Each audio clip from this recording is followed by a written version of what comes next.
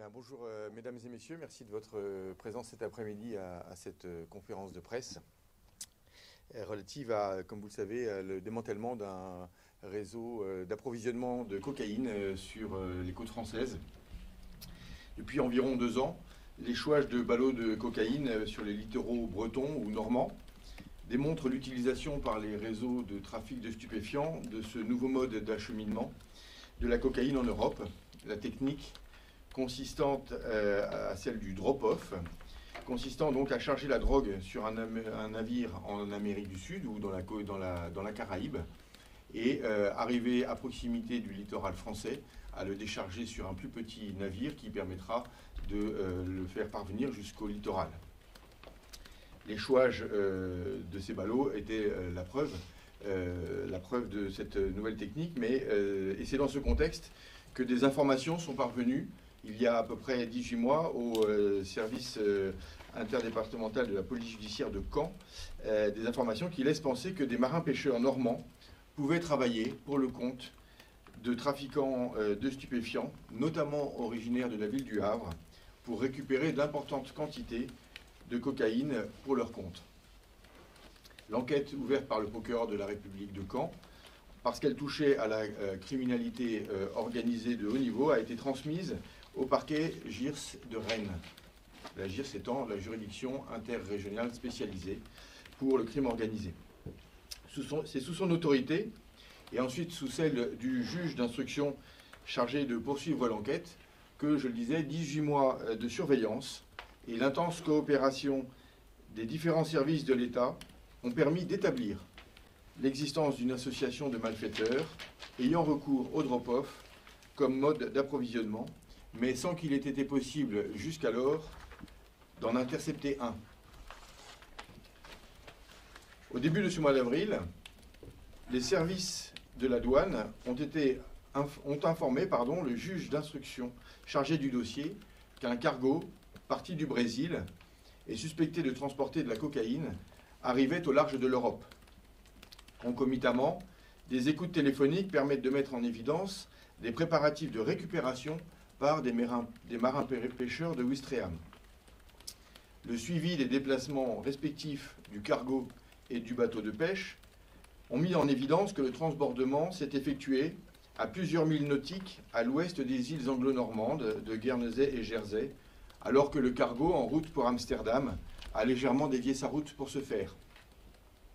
Après la récupération de la cocaïne, dont les ballots ont été jetés en mer avant d'être repêchés par l'équipage du chalutier, après donc la récupération de la cocaïne, le bateau de pêche a repris sa route vers Ouistreham, mais auparavant, avant d'arriver au port, a déchargé la cocaïne à bord d'un bateau plus rapide qui, lui, a pris la route de Tancarville et du port de Tancarville. C'est donc cette nuit-là, du 3 au 4 avril, que la vaste opération préparée depuis plusieurs jours et même plusieurs mois a été déclenchée, qui a permis l'interpellation simultanée des marins-pêcheurs de Ouistreham ainsi que de 2 de leurs conjointes et de l'équipage de la Vedette à Tancarville, où la cocaïne a également été saisie. Concomitamment toujours, un dispositif maritime inscrit dans le cadre de l'action de l'État en mer et placé à ce titre sous la coordination du préfet maritime de la Manche-Mer du Nord, qui est l'autorité compétente. Un dispositif donc a permis, sur réquisition du juge d'instruction, de déployer un patrouilleur ainsi qu'une vedette du service de la garde-côte des douanes qui ont dérouté le cargo pour le conduire vers le port de Dunkerque. L'équipage du cargo a ainsi pu être placé en garde à vue et le navire fouillé pour s'assurer qu'il ne contenait pas davantage de produits stupéfiants pour une éventuelle seconde livraison destinée au nord de l'Europe. Ce déroutement du cargo à Dunkerque, qui était très important pour nous, a également nécessité l'intervention du préfet maritime Manche-Mer du Nord et du MAOC, instance de coopération internationale pour la lutte contre l'acheminement des stupéfiants par voie maritime. Intervention donc du préfet maritime et du MAOC dans leur relation avec les autorités britanniques. En effet, celles-ci montraient des signes d'intérêt pour le cargo, et c'est grâce au préfet maritime et au MAOC qu'elles ont accepté de ne pas l'intercepter pour ne pas compromettre l'opération judiciaire française. Cette opération a donc été permise par un travail sans relâche du juge d'instruction et du magistrat de mon parquet en charge du dossier. Il a également été permis par une remarquable coopération que je veux à nouveau saluer de nombreux services, dont certains des représentants sont ici à mes côtés et je les en remercie, notamment la direction interdépartementale de la police nationale du Calvados, et plus particulièrement sa police judiciaire, qui est dès le début du dossier sur cette enquête, le GIR de Caen, l'OFAS, l'Office français anti-stupéfiants, la section de recherche de la gendarmerie maritime, qui s'est notamment chargée des gardes à vue de l'équipage du navire, le SIPJ 76, donc le service interdépartemental de la police judiciaire de la Seine-Maritime, et notamment sa brigade des recherches et d'intervention, les services, comme je les ai déjà évoqués, du préfet maritime Manche-Mer du Nord, et sous son autorité, ceux de la garde-côte, Manche-Mer du Nord des douanes, le MAOC, que j'ai également évoqué, et enfin le groupement interarmé d'hélicoptères de l'armée française, donc, et la section aérienne de la gendarmerie, deux services qui ont mis à disposition des hélicoptères qui ont été utiles pour la surveillance de l'accostage et les interpellations. Je remercie donc tout le monde et félicite chacun pour sa coopération, pour son investissement dans ce dossier. Au total, ce sont donc 6 hommes, dont 3 marins-pêcheurs et 2 femmes qui ont été interpellés à Tancarville, au Havre et à Ouistreham. Ils sont nés entre 1976 et 1999 et vivent dans le Calvados et en Seine-Maritime. L'un d'entre eux est un ressortissant belge d'origine albanaise. Certains ont des casiers judiciaires liés à des infractions de pêche et d'autres des condamnations pour vol aggravé ou de trafic de produits stupéfiants.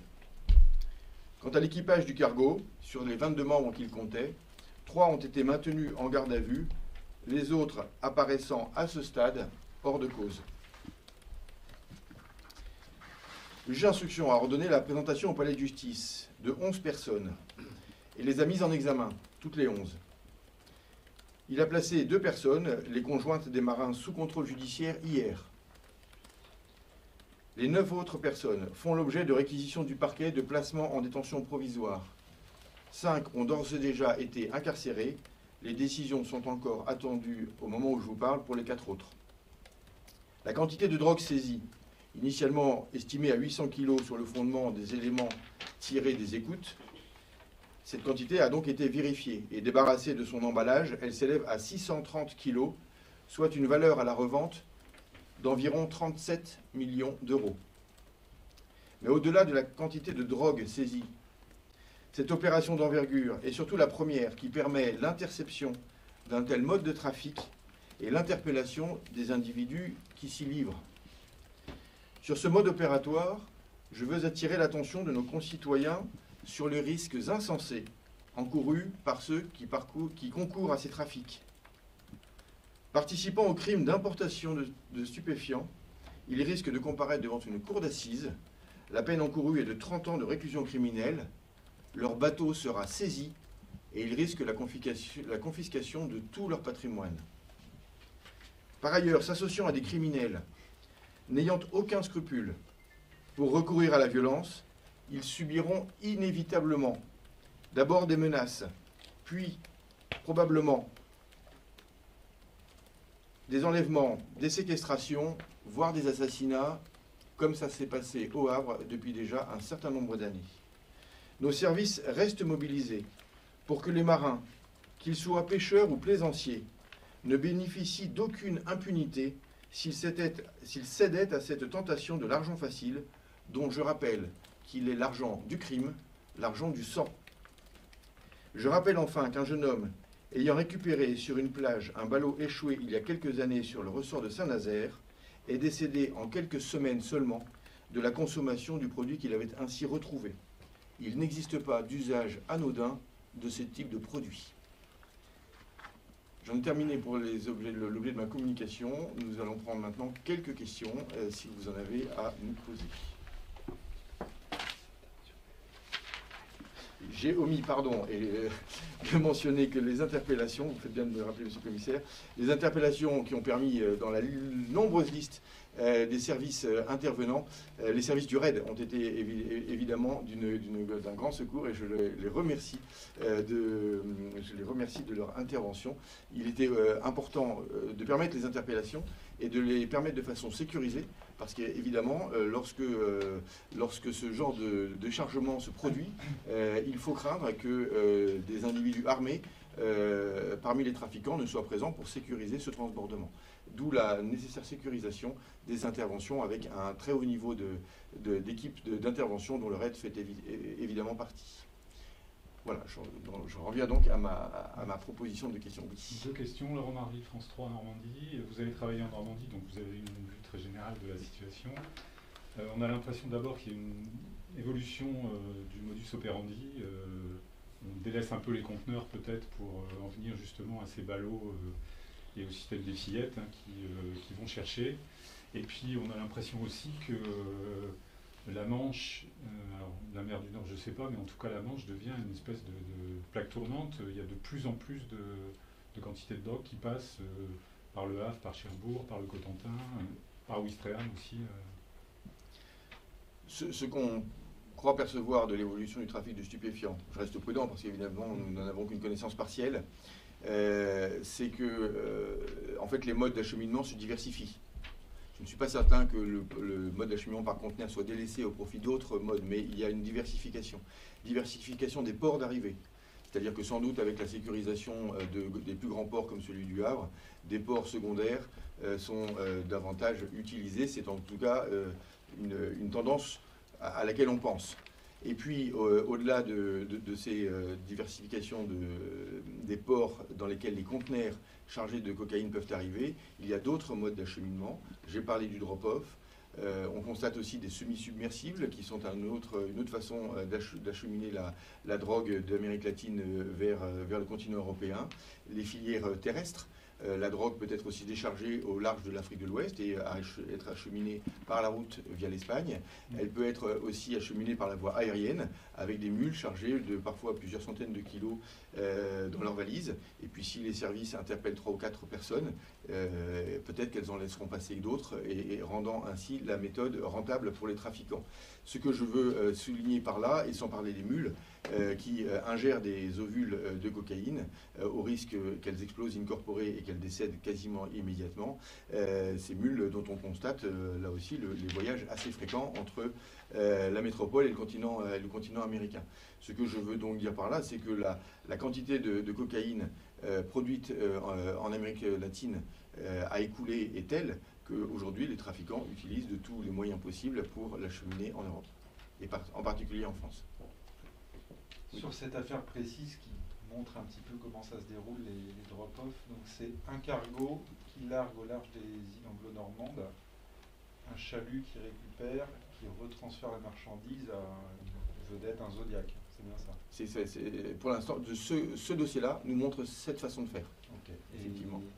C'est pucé, ces ballots? Est-ce que vous avez... Il y a en général des balises GPS dans les ballots qui permettent aux trafiquants de les localiser pour eux-mêmes ou surtout pour les équipes chargées de leur récupération. Qui peut expliquer des pertes, les ballots qu'on retrouve des fois sur les côtes, quoi. Exactement. D'accord. Et ce sont uniquement les échos téléphoniques qui ont permis d'avoir le go sur le drop-off, ou il y a une part d'infiltration dans quelconque service? Sur les techniques dans lesquelles je ne vous en dirai pas davantage. Monsieur le président, je me rends au téléphone. Qu'est-ce qui rend le caractère historique? Parce que j'imagine que ces opérations-là, elles se déroulent peut-être pas quotidiennement, mais elles sont peut-être de manière régulière sur nos côtes françaises. Qu'est-ce qui rend le côté historique de l'opération? Mobilisation des services, la quantité saisie? Parce que vous parlez de la technique développée, c'est pas nouveau. Le côté historique ne tient pas tant à la quantité saisie. Il y a eu des saisies très importantes qui ont fait parler d'elles. On parle de plusieurs tonnes, voire de dizaines de tonnes dans certains containers. Le côté historique de cette affaire est d'arriver à intercepter pour la première fois, à ma connaissance, pour la première fois, une livraison par drop-off. On sait que le mode de drop-off existe, mais on sait que certaines équipes s'y livrent, mais jamais nous n'avons pu prendre sur le vif, en flagrant crime en quelque sorte, une équipe en train d'opérer, ce qui a nécessité la coopération de moyens à la fois maritimes et terrestres, de moyens français et britanniques. Donc vous voyez bien qu'il y a un niveau de coopération qui fait que cette opération était, de ce point de vue historique, je ne sais pas s'il faut le dire, en tout cas une véritable première qu'il convient de saluer. Oui. Et si je prolonge, est-ce que derrière il y a l'espoir que ça porte un réel coup à ces réseaux qui sont très organisés, on en a la preuve avec cette opération. Mon espoir est que ça apporte un réel coût, non pas pour le coût financier des 37 millions d'euros. Malheureusement, je crains que leur surface financière ne leur permette d'y faire face.